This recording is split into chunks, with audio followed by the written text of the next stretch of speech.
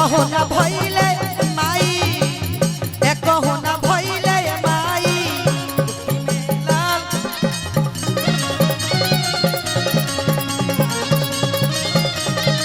कहू न भइले माई गोदी में लाल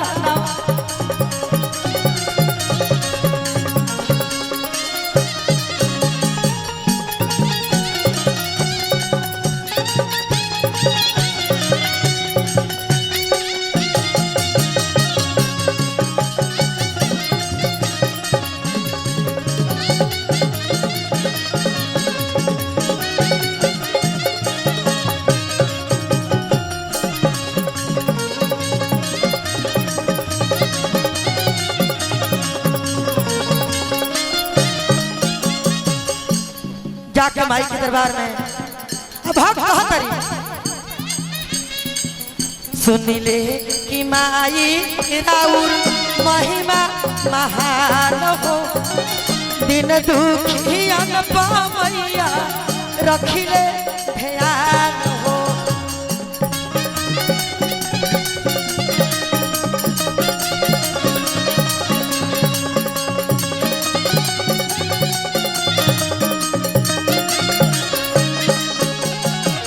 सुनिले कि माई राउर महिमा महान हो दिन दुखियन पामैया रखलू ध्यान हो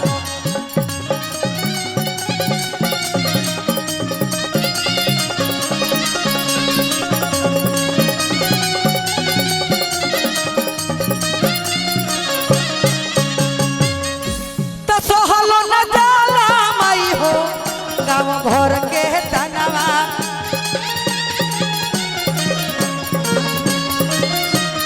सहलो न जाला माई हो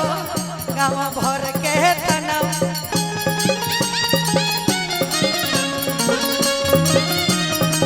कहू न भइले माई गोदी में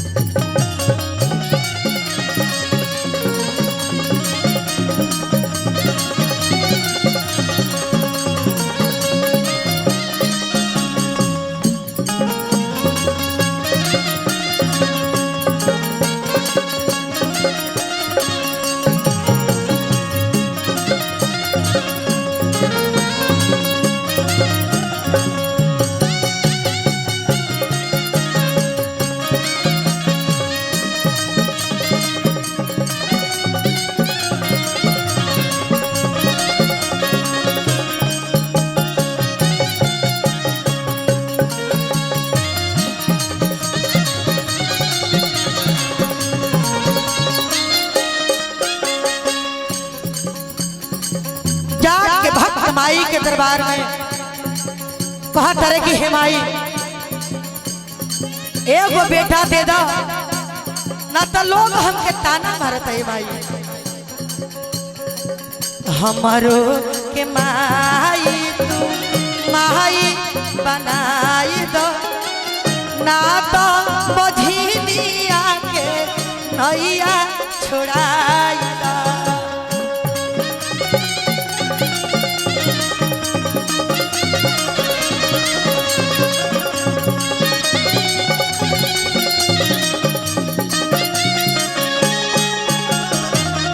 ए महतारी सुन ले बारी बहुत दयालु हो शक्तिशाली हो महतारी जे तहरा दरबार में आवेला ओके तू मनसा पूरा करे रुमाई हमारो के माई तू माई बनाई दो ना तो बझिनिया के नैया छोड़ाई दो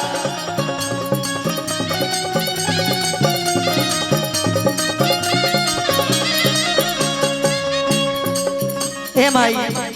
और ही तरह से क्या कहिए महतारी जियत रहा बाबू खूब खुश रहा लिखल विवेक सिंह माई के पहचरा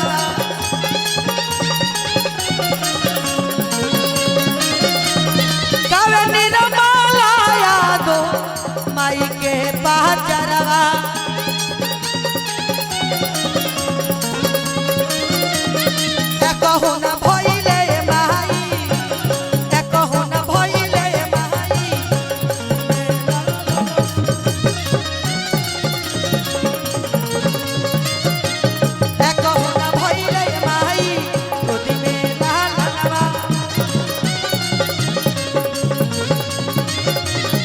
कहो न भइले माई गोदी में लालनवा